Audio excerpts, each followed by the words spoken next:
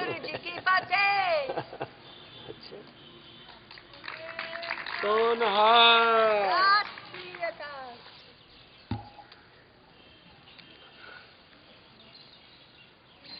महापुरुष तो विनम्रता की मूर्ति होते हैं, उनके बारे में क्या कहा जाए। जब पंचम गुरु श्री गुरु नानक देव जी के बड़े सुपुत्र श्री श्रीचंद जी महाराज से मिलने गए तो उनकी लंबी दाढ़ी देखकर उन्होंने पूछा कि आपने ये दाढ़ी क्यों बढ़ा रखी है। तो उन्होंने कहा ये आप जैसे महापुरुषों की चरण सेवा। तो एक महापुरुष दूसरे का कितना सम्मान करते हैं, कितने विनम्र होते हैं, कितनी आदर करते हैं, ये उनसे सीखना चाहिए।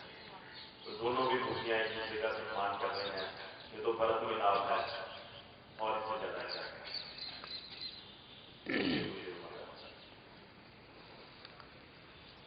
श्री राम जय जय राम। श्री राम जय जय राम। श्री राम जय जय राम। सच्चिदानंद भगवान की, सनातन धर्म की।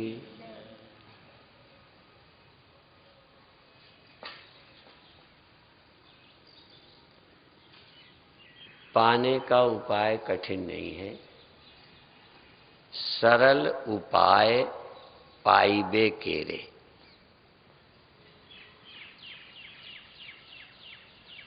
पाने के बहुत सरल उपाय, कोई कठिनाई नहीं है।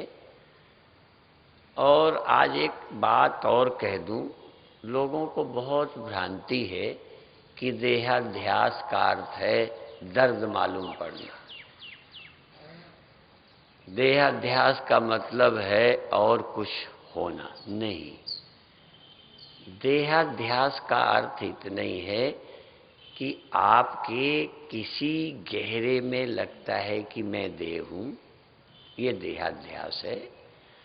और अहंकार भी, लोग भ्रमित हैं कि हम इनको अहंकार है। कभी कभी मैं जब बोलता हूं ना, तब भी लोगों को लगता है इनको अहंकार है। अहंकार क्या है? अपनी व्यापकता को न पहचानकर एक समय और देश की सीमा में मैं स्वीकारना, ये अहंकार है। और वैसे भी अहम अहम अहम करोति इति अहंकारा, हम ये अहंकार है। और क्लियर करूंगा, अभी अभी पूज्य स्वामी जी वाणी के माध्यम से सुना रहे थे, हों मैं दीर्घ रोग है। ये न खत्म होने वाली बीमारी है। युगों युगों से, जन्मों जन्मों से ये बीमारी रही है, दीर्घ है। हों मैं दीर्घ रोग है। थोड़ी देर को मालूम पड़ता है जैसे ठीक हो गए गहरी नींद में, फिर ये हों मैं खड़ी, फिर ये हों मैं। तो ये हों मैं को मारोगे क्या? जैसे अंधकार मारने से नहीं मरता, प्रकाश से ही मर जाता है, ऐसे ये हों मैं ब्रह्म विचार से ही मरता है और किसी साधन से नहीं मरता। कुछ भी कर लो, उससे हों मैं मजबूत होगी। करने से यह गुण साधन ते नहीं होई, तुम्हारी कृपा पाओ कोई कोई। साधन करोगे तो करता तुम ही होगे, अभिमान और मजबूत हो जाएगा। तुम विकार भी हटाओगे ना, यदि तुम विकार हटाओगे तो सबसे बड़े अहंकारी हो जाओगे कि औरों में विकार है मैं निर्विकार हूं।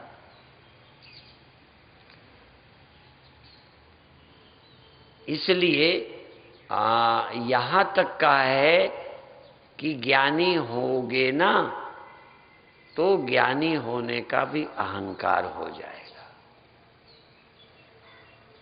तो फिर करना क्या है?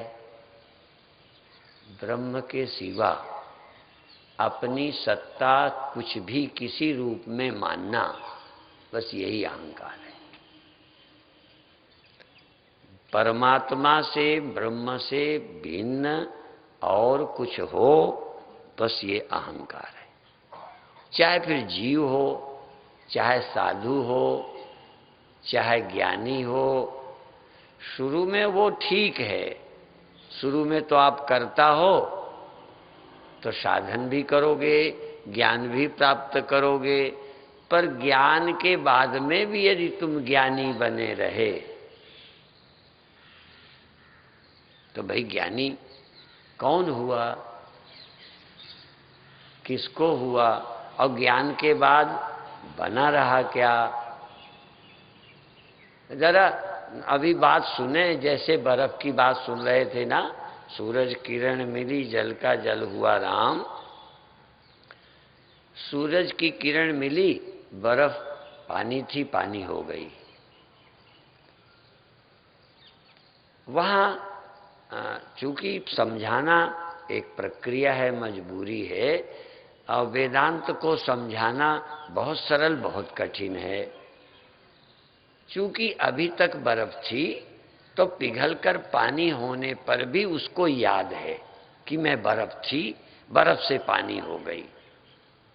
जरा ध्यान दें, बर्फ से मैं पानी हो गई, पानी से बर्फ हो गई, वो ध्यान ही नहीं है, वो होश ही नहीं है। क्योंकि होश तो बर्फ के समय था, बर्फ होने का है। बर्फ के पहले पानी था, पता ही नहीं। आपको अहंकार के पहले, आपको अपने अहंकार के पहले या अहंकार के अतिरिक्त और कहीं होने का पता है?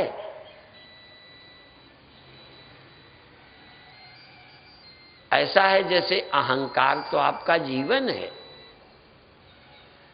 बर्फ जैसे जीवन है,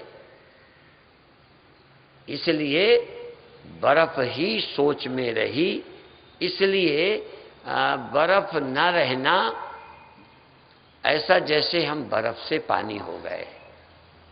इसलिए जैसे कोई बड़ी बात कर ली, हम चूंकि बंधन में थे, बंधन में हैं, अहंकार है, देह हैं, मरते हैं, इसलिए लगता है जैसे मरने से हम अमर हो गए।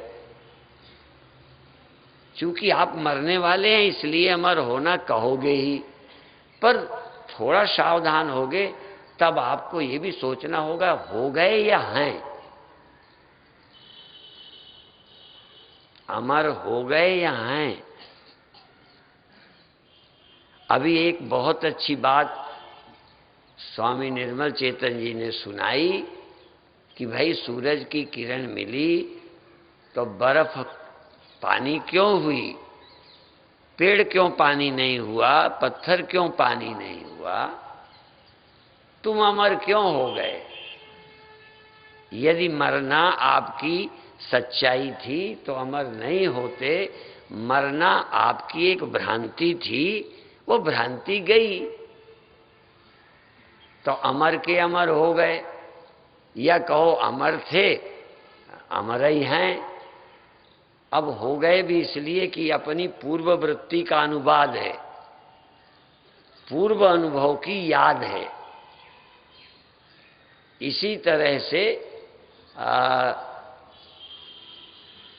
ये जो आपको अमर हो गए का और दूसरे मुक्त हो गए, क्योंकि अभी तक आपकी बुद्धि में बंधन का ख्याल था, तो जब बंधन का ख्याल निवृत्त हुआ तो अपने को मुक्त पाया। इसलिए नित्य मुक्तत्वम, नित्य मुक्त। जैसे ज्ञान के बाद ब्रह्मज्ञानी अलेप हुआ, ब्रह्मज्ञानी सदा निर्लेप। तो ब्रह्मज्ञानी ब्रह्म के ज्ञान के समय से निर्लेप हुआ। तो ब्रह्मज्ञानी ब्रह्म ज्ञान के काल में अलेप हुआ, पर क्या समझा? सदा अलेप। सदा अलेप तो परमात्मा ही है। तो ब्रह्मज्ञानी सदा निर्लेप, जैसे जल में कमल अलेप, ऐसे है ब्रह्मज्ञानी। तो ब्रह्मज्ञानी ब्रह्म है, ब्रह्मज्ञानी, तो ब्रह्म तो निर्लेप ही है। यदि ब्रह्म के अलावा तुम हो तो निर्लेप होके दिखाओ। गड़बड़ तो यही है कि ब्रह्म के अलावा तुम कुछ हो, इसलिए ईसदप्यंतरम कृत्वा रौरवम नरकम ब्रजेत। यदि उससे ईषदपि किंचित भी उससे अलग या भिन्न हो, फर्क है, तो रौरवम नरकम ब्रजेत। और कोई नरक हो ना हो, पर ये बंधन बिगड़ गए ठीक हो जाएं, ये नरक तो झेलते ही रहोगे यदि ब्रह्म के अलावा तुम कुछ हो। तो विचार क्या करना है? तो जैसे देह के स्तर पर मौत का ख्याल आता है, ऐसे ही अंतर स्तर पर, इस पर छोड़ो, मैं जगता हूं सोता हूं, ये दूसरा अनुभव है। ये जगना सोना स्थूल में नहीं है। इसलिए वेदांत समझाता है जागृत स्वप्न सुषुप्ति है बुद्धि की, अंतःकरण की अवस्था।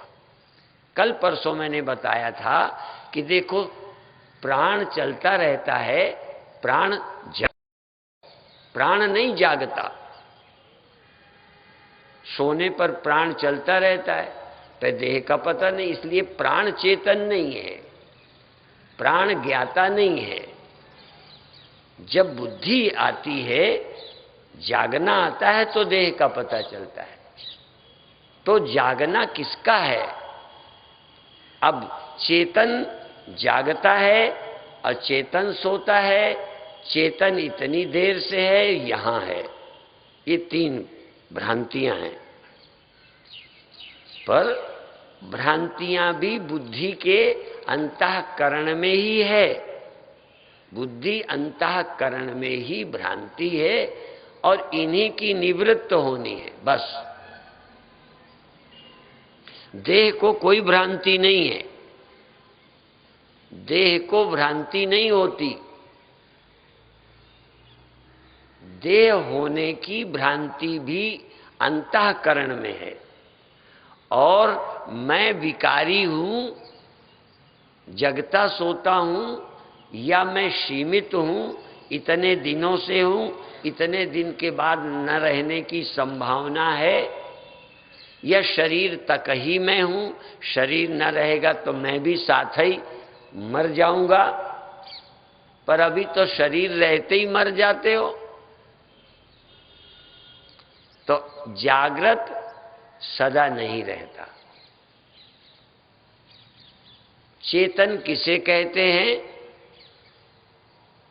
जो कुछ समय रहता है। देखो, यही है मुख्य भ्रांति। तो चिद जड़ ग्रंथि, मुझे तो देहाध्यास से ज्यादा लगता है जीवाध्यास। देहाध्यास से ज्यादा कठिन है जीवाध्यास। मैं देह नहीं हूं, ये तो और जीववादी अन्य मजहब के भी मानते ही हैं। मैं जीव हूं, देह छोड़ दूंगा, मैं जीव हूं, देह में आया हूं और दूसरे देह में जाऊंगा। या मैं बचपन में जीव था, बचपन के देह में, फिर जवानी में भी मैं जीव हूं और बुढ़ापे में मैं जीव हूं, फिर देह छोड़ करके मैं जीव दूसरे देह में जाऊंगा। तो जीवाध्यास, ये थोड़ा भ्रांति तोड़नी पड़ेगी और ये साधन से नहीं होएगी। साधन से एकाग्रता होगी, जागृता अवस्था लंबी हो जाएगी, सजगता लंबी हो जाएगी, प्रसन्नता लंबी हो जाएगी, लेकिन अनंत होगी नहीं। अनंत कोई होता नहीं, अनादि कोई होता नहीं। अनादि तो जो है, अनंत जो है वही रहता है। तो अभी बर्फ की बात फिर याद करेंगे कि बर्फ पानी जब हो गई तो उसे याद थी कि मैं पहले बर्फ थी, अब पानी हो गई। ठीक है? और नहीं, बर्फ नहीं थी तो पानी हो गए का ख्याल कैसे आएगा? तुम स्वप्नों में थे, अब आए। स्वप्न देखे ही ना होते तो कहते हम स्वप्नों से आए हैं। जिसने कभी स्वप्न न देखा हो वो कह सकता है कि मैं स्वप्नों से अब मुक्त हो गया हूं, स्वप्न रहित हो गया हूं। तो बर्फ होने का ख्याल अब पानी होने पर भी अभी है, इसलिए वो कहेगा। अब फिर और पहले ख्याल उसका जाना चाहिए, भाई बर्फ होने के पहले क्या थे। थोड़ा ख्याल को और आगे ले जाएंगे तो फिर कहेगा हम पहले पानी थे, पहले पानी थे, अब पानी है, बीच में बर्फ थे। फिर और थोड़ी गहराई लेंगे, जल्दीबाजी नहीं करें, धैर्य चाहिए। जब कछुकाल करिए सत्संगा, तब यह हो मोह भ्रम भंगा। पहले पानी थे, फिर बर्फ बने, फिर पानी हो गए। अब फिर प्रश्न है कि बर्फ हो जाने का अब खतरा है कि नहीं।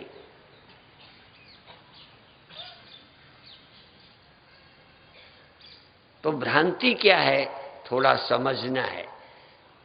भ्रांति ये बाद में पूछेंगे बर्फ हुए थे कि वो भी ऐसे ही है।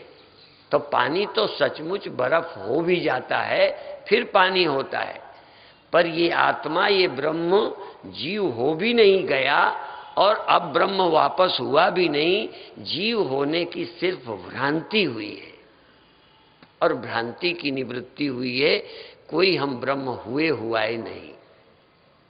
ये है वेदांत।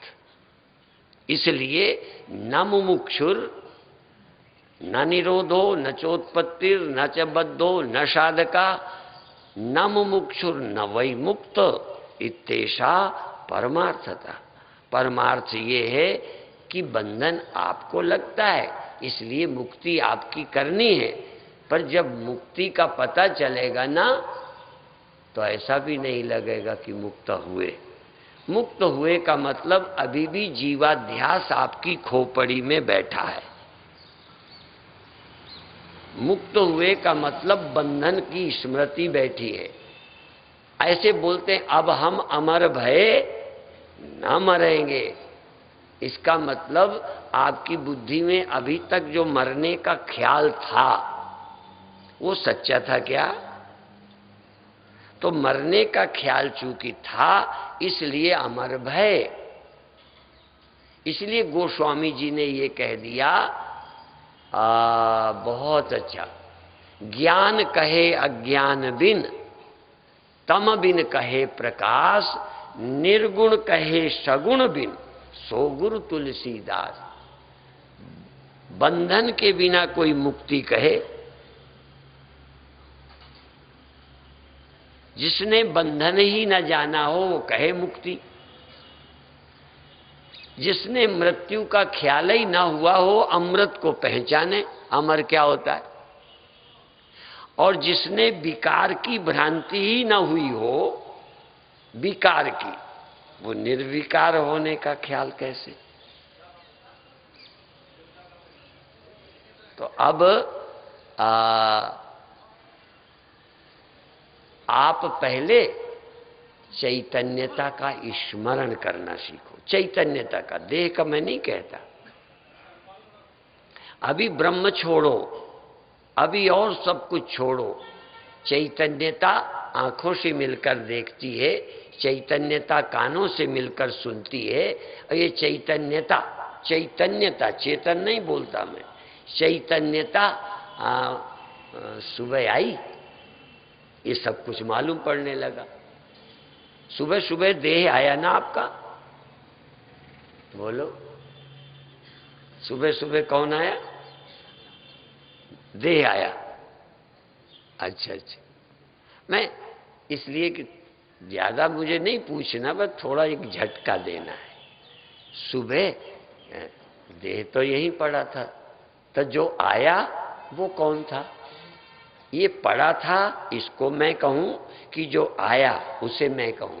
मैं शब्द का प्रयोग मैं किसके लिए करूं? पहले एक अध्यास तोड़ना है।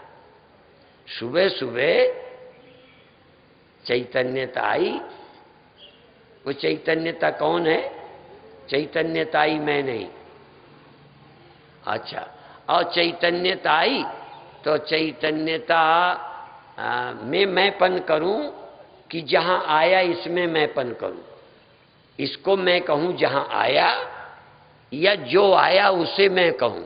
या आप यहां आए कि ये जगह आई, पंडाल और ये निर्मल आश्रम, निर्मल वेदांत निकेतन, यहां आए ना, तो ये पंडाल आया कि आप आए?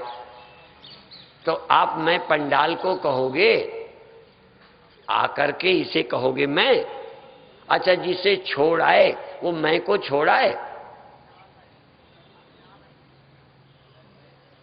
जो छोड़ आए उसे मैं कहोगे? तो जिसको छोड़ जाते हो उसे मैं क्यों कहते हो? जिसको आके पकड़ते हो उसे मैं क्यों कहते हो? जिसको पकड़ो उसे मैं मत कहो, जिसे छोड़ सकते हो उसे मैं मत कहो। मैं वो है जो आके पकड़ता है और जाता है, छोड़ जाता है। ठीक है? अब जिसको जिसको छोड़ते हो उसको मैं मत कहो। अब सुबह सुबह यहां समझ नहीं आता, सुबह सुबह जो आया वो मैं, और जो रात चला जाता है, या सुबह सुबह जागा फिर सो जाता है। अच्छा, इसे मैं कहना ठीक है ना? नहीं, इसे भी मैं मत कहो। सुबह सुबह जो आया ये तुम नहीं आए, इस जगने के आने से तुम्हें पता चला जगा, सोया। ये एक तीसरा भी है जो जगने और सोने का साक्षी है। इसलिए जागृत, स्वप्न, सुषुप्ति है बुद्धि की अवस्था। मैं बुद्धि से परे हूं, मैं बुद्धि से विलक्षण हूं, इनका मैं साक्षी हूं। इसलिए तीनों का, तुम जागृत होते तो जागृत अवस्था तो चली गई, मैं देह नहीं कहता, स्वप्नावस्था में देह नहीं गई, जागृत अवस्था ही गई। जागृत की आंखें नहीं, जागृत का शरीर नहीं, जागृत का आपका घर नहीं गया। क्या हुआ था? जागृत अवस्था चली गई। आपकी तो नहीं जाती ना, आपका तो देह चला जाता है। जागृत अवस्था जाती है भगवान, और स्वप्नावस्था आती है। तो ना तो देह गया, तो जागृत अवस्था गई और स्वप्नावस्था आई। अब फिर देखो, यदि जागृत अवस्था ही खत्म हो गई, खत्म हो गई, गई वही भी नहीं, जागृत अवस्था खत्म, स्वप्नावस्था पैदा हो गई और स्वप्नावस्था खत्म हो गई। तो जागृत अवस्था स्वप्नावस्था की साक्षी नहीं हो सकती, स्वप्नावस्था जागृत की साक्षी नहीं हो सकती। कोई और है जो जागृत के समय भी मौजूद रहा और स्वप्नों के समय मौजूद रहा, उसका नाम मैं है। जागृत का नाम मैं नहीं है। और आप जागृत अवस्था को मैं से मिला लेते हो। स्वप्नावस्था को मैं बनाते हो, साक्षी को मैं मानते ही नहीं हो, साक्षी को तो दफना रखा है। जैसे मूर्ख देह में जीते हैं ऐसे ही समझदार अवस्थाओं में जीते हैं। अवस्थाओं में, साक्षी में तो साक्षी हूं ये समझने वाला। तो देहाध्यास ही कहीं का नहीं जाता, ये जीवाध्यास। ये जीवाध्यास हम रोज ये सोचते रहते हैं। इसीलिए जागृत अवस्था जाने में आपको जल्दी नहीं समझ आता, इसलिए मैं शब्द का प्रयोग करता हूं। जागृत अवस्था जाती है, जागृत वाला देह नहीं जाता। जागृत की दुनिया नहीं जाती, वो अपनी जगह है। जागृत अवस्था चली गई तो सारी दुनिया की प्रतीति चली गई। मैं जगत को जागृत अवस्था के थ्रू देखता हूं। कौन? मैं। जागृत अवस्था नहीं देखती। जैसे मैं समझाता हूं कि अभी सूर्य शीशे के माध्यम से रिफ्लेक्शन के थ्रू तुम्हें देखे और रिफ्लेक्शन के थ्रू तुम्हें न देखकर इन्हें देखने लगे। साक्षी जागृतावस्था के थ्रू इस जगत को देखता है। साक्षी ही स्वप्नावस्था देखता है और साक्षी ही गहरी निद्रा का प्रकाशक है वो। तो जगत क्यों नहीं देखता सुसुप्ति में? अब देखो, साक्षी में कमी आ गई ना, आत्मा थोड़ी गड़बड़ हो गई ना, तभी तो जगत नहीं दिखता। नहीं, मेरी जागृत अवस्था न रह के स्वप्नावस्था ही। तो जगत को मैं देखने के लिए क्या प्रयोग करता था? साक्षी जगत को देखने के लिए क्या करता था? जागृत अवस्था। जैसे मैं तुम्हें देखने के लिए क्या करता हूं? तुम्हें देखने के लिए आंखें बंद करता हूं। बोलो, आंखें खोलता हूं। तुम्हें देखने के लिए आंखें खोलता हूं। अच्छा, तुम मेरा प्रवचन सुनने के लिए क्या करते हो? यदि आंखें ना खोलो तो सुनाई नहीं देगा। तो मेरा प्रवचन सुनने के लिए आपको क्या चाहिए? कान चाहिए। कान ना हो तो आप मर जाओगे। ठीक इसी तरह से यदि जागृत अवस्था ना हो तो जगत नहीं देखोगे कि तुम होगे नहीं। जागृत अवस्था न होने पर जगत का दर्शन नहीं होगा, पर तुम होगे। कहते क्या सबूत की होंगे? स्वप्न में हम थे। ये किसी से सबूत मत पूछना, रोड वालों से। अपनी थोड़ी समझ का प्रयोग करना। जागृत अवस्था न थी तो तुमने जगत नहीं देखा। जैसे कान न होने पर मैं प्रवचन नहीं सुन सकता। मैं महात्मा हूं, इसलिए कान खराब होने पर भी मैं सुन सकता हूं। ठीक है ना? बोलो ना। नहीं, हाँ, हिम्मत से बोलना। तुम साधु पर रियायत नहीं करना। और मैं आंखें न हूं तो तुम्हारे दर्शन तो कर ही सकता हूं, साधु हूं इसलिए।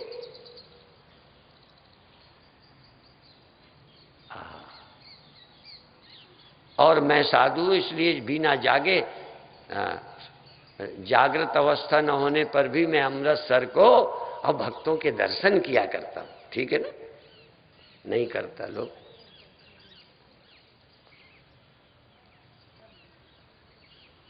आत्मा की भी दम नहीं है कि बिना जागृत के जगत को देख ले।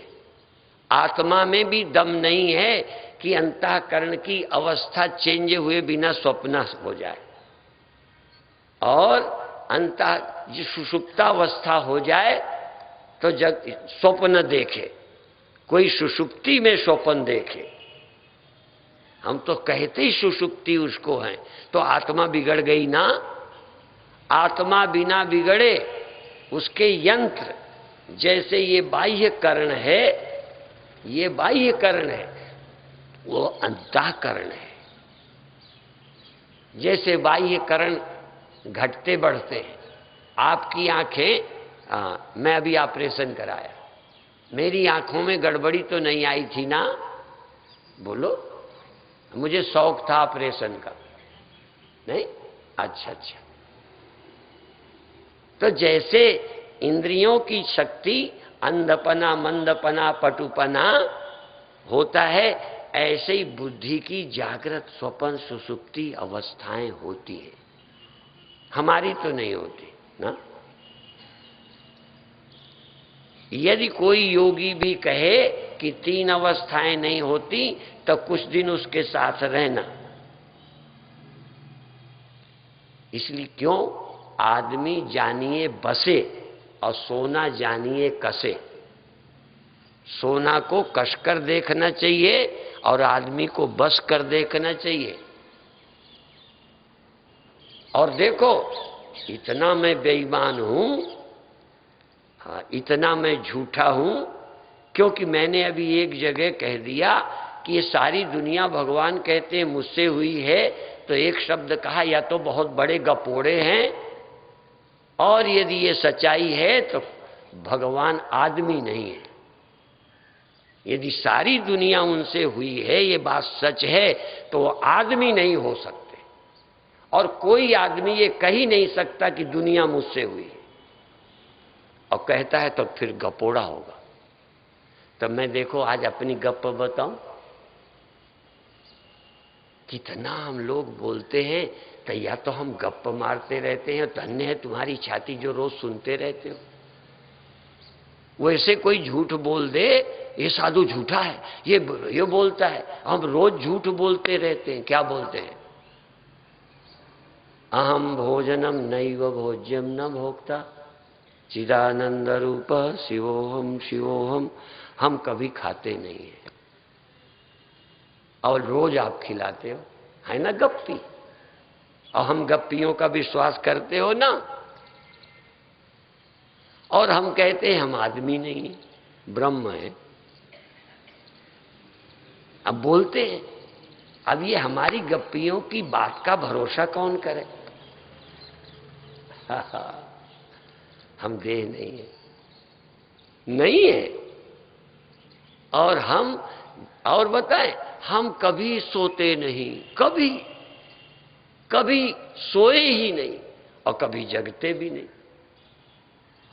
हम कभी नहीं जगते, हम कभी नहीं सोते, आज तक नींद ही नहीं आई, तो जगने का प्रश्न क्या? जिसको कभी नींद नहीं आती सो हम, जिसको नींद आई वो जीव है, जिसको नींद आई वो अंतःकरण है, आभास है, वो सोया वो जागा। जो सोया वो जागा, जो जागा वो सोया, जो जगता है वो सो जाता है, जो सोता है वो जग जाता है।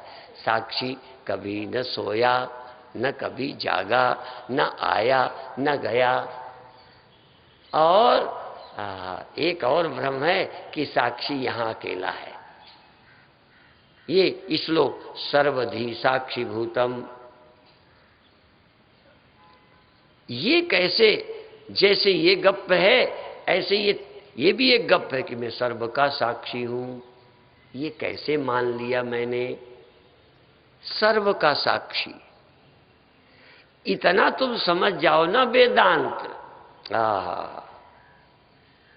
फिर चाहे तुम बूढ़े हो चाहे जवान, चाहे पापी हो चाहे पुण्यात्मा, चाहे स्त्री हो चाहे पुरुष, चाहे कुछ भी हो, यदि ये जान गए तो तुम मुक्त हो। पर ये अभी समझा नहीं, मान लिया। मैंने सम्मेलन में एक बात कही थी, सम्मेलन में, फिर मैं दोहरा देता हूं, बड़ी सरल सी बात है। एक आदमी स्कूल में गया बच्चों में और बोला,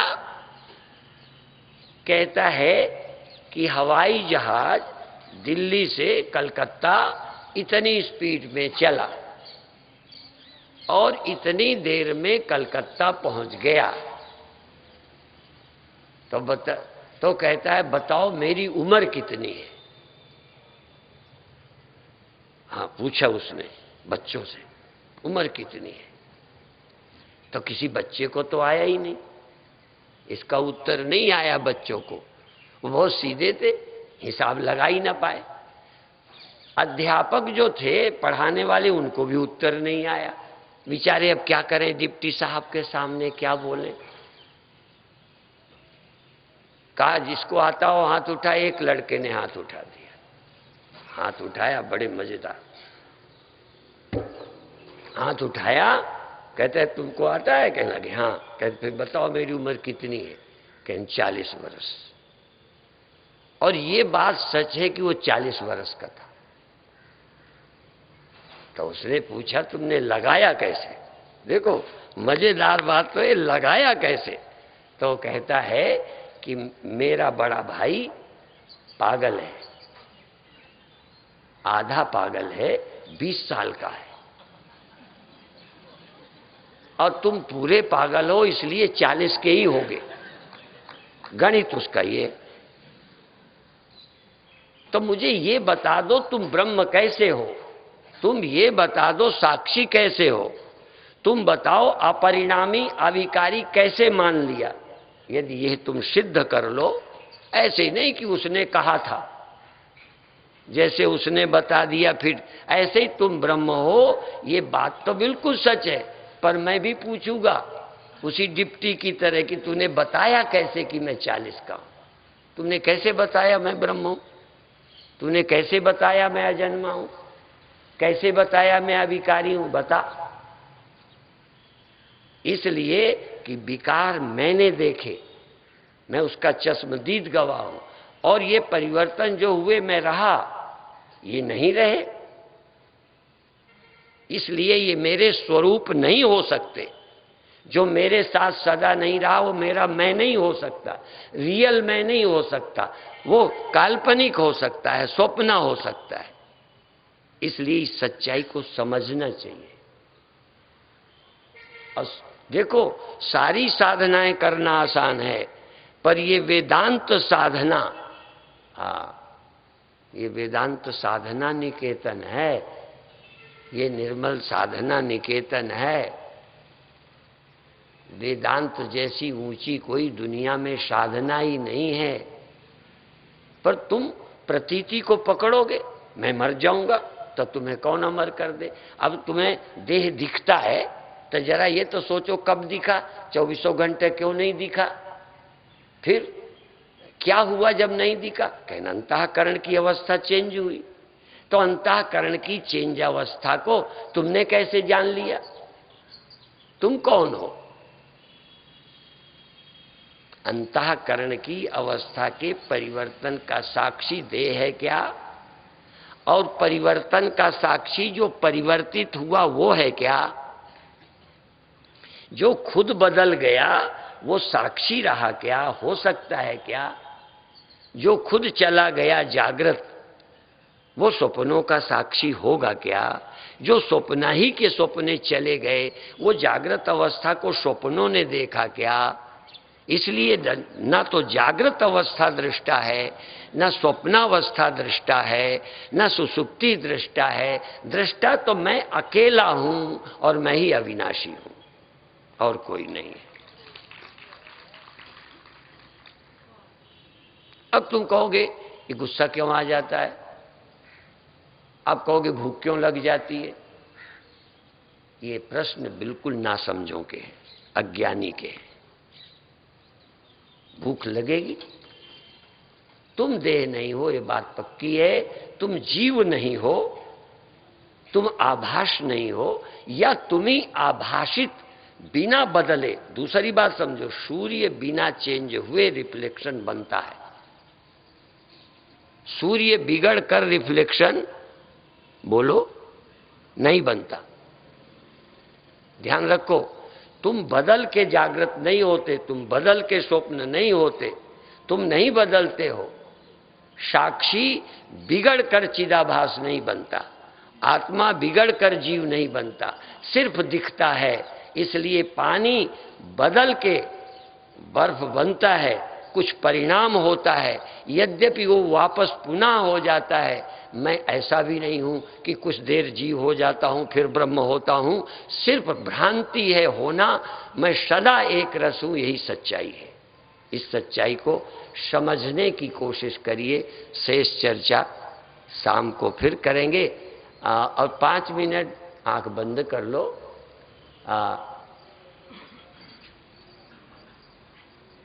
अब आज आपको क्या करना है, अंतःकरण की वृत्ति सीधा, न आंख न हाथ न पांव, न स्वर्ग न नरक, न पाप न पुण्य, मुझे किसी से लेना देना नहीं है। लगा दो आग, लगाकर सब साधन में आग, सब साधनों में, कर्मों में नहीं, लगाकर सब साधन में आग।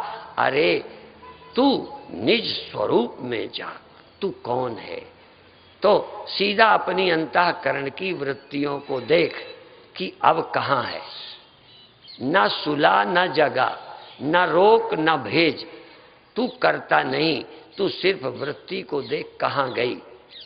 वृत्ति को आंख में गई तो आंख से मतलब नहीं, वृत्ति आंख में आई, वृत्ति श्वास में गई, वृत्ति बाहर गई, वृत्ति भीतर आई।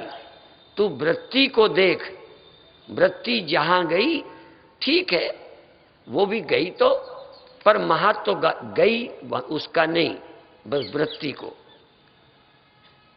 न श्वास का महत्व, न दसम द्वार का, न भीतर का महत्व, न बाहर का महत्व है चित्त की वृत्ति का। इस चित्त की वृत्ति की गति को देख, कहां गई, कहां आई, और तू कितनी देर नहीं रहा। वृत्ति वहां से आई कि तू वहां से आया, वृत्ति वहां गई कि तू वहां गया। वृत्ति जाने से ज्ञान भी उधर गया, सीधा भाष प्रकाश पहुंच गया। जिधर शीशा मोड़ा रोशनी मुड़ गई। सूर्य नहीं, शीशा मोड़ा रोशनी मुड़ी, सूर्याभास मुड़ा। वृत्ति गई, वो चीज प्रकाशित हो गई। श्वास में वृत्ति गई, श्वास चमक गई। आंख में वृत्ति गई, आंख चमक गई। कान में वृत्ति गई, शब्द चमक गया, कान चमक गया। जहां वृत्ति गई वो प्रकाशित हो गया, जहां वृत्ति नहीं गई वह प्रकाशित नहीं हुआ, वह अंधेरा हो गया। पर मैं अंधेरा हूं कि उजेला? मैं वृत्ति हूं क्या?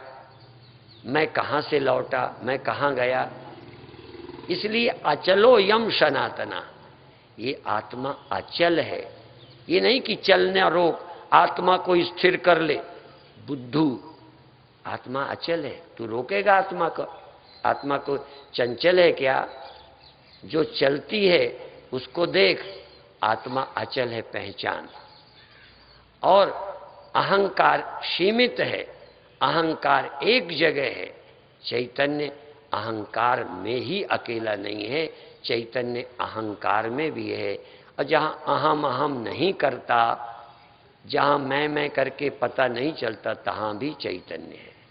चैतन्य विभुम व्यापकम ब्रह्म वेद स्वरूपम। ये चैतन्य वृत्ति से अतिरिक्त अहम वृत्त्यारूढ़ भी है। अहम वृत्त्यारूढ़ और अहम वृत्ति में कूटस्थ और आभास दो तरह से, जगना और अहंकार का आश्रय, दोनों। इसलिए अहंकार वृत्ति में चैतन्य जगता है और अहंकार वृत्ति के लय होने पर चैतन्य सोता दिखता है। पर सोना और जगना चिदाभास है, साक्षी इनका साक्षी है।